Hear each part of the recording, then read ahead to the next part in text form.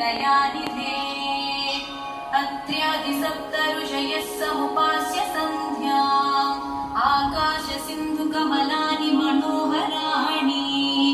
आदाय पादयुगमर्चयितुं प्रपन्नाः शेषाद्रिशेखर विभो तव सुप्रभातम्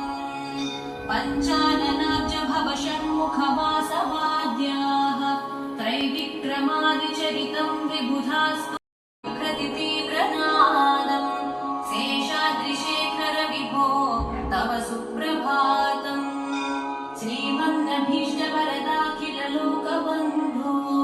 श्री श्रीनिवास जगदेकदयैक सिन्धो श्रीदेवता गृहभुजान्तर दिव्यमूर्ते श्रीवेङ्कटाचलपते तव सुप्रभातम्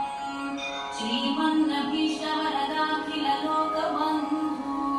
श्री श्रीनिवास जगदेकदयैक सिन्धो श्रीदेवता गृहभुजान्तर दिव्यमूर्ते श्रीवेङ्कटाचलपते तव सुप्रभातम् श्रीस्वामी पुष्करिणिकाप्लवनिर्मलाङ्गाः श्रेयोर्विमोहरविविंशसनन्दनाद्याः द्वारे वसन्ति वरवेत्रहतोत्तमाङ्गाः श्रीवेङ्कटाचलपते तव सुप्रभातम्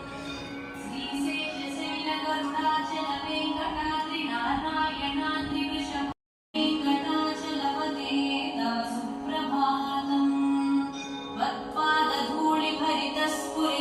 त्वत्पादधूलिभरितस्फुरितोत्तमाङ्गाः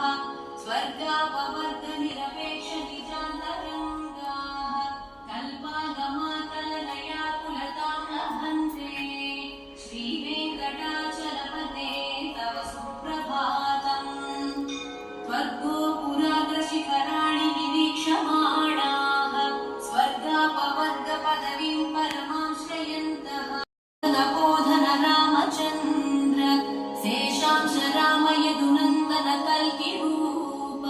श्रीवेङ्कटाचलपते तव सुप्रभातम् येलालवङ्गफलसार सुगन्धतीर्थम् दिव्यं वियत्सरिति देवभटेषु पूर्णम् धृत्वाद्यवैदिकशिखामणयः प्रकृष्टाः तिष्ठन्ति वेङ्कटपते तव सुप्रभातम् आस्वादुदेति विकचानि सरोरुहाणि कुङ्कुमतो नियतारुणितातुलनीलतनो कमलायतलोचनलोकपते विजयी भव वेङ्कटशैलपते कमलाकुचूचुककुङ्कुमतो नियतारुणितातुलनीलतनो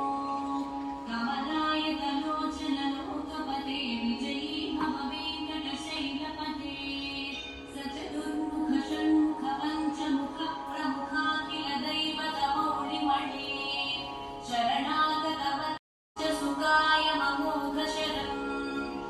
अपहाय रघुद्वहमन्यमः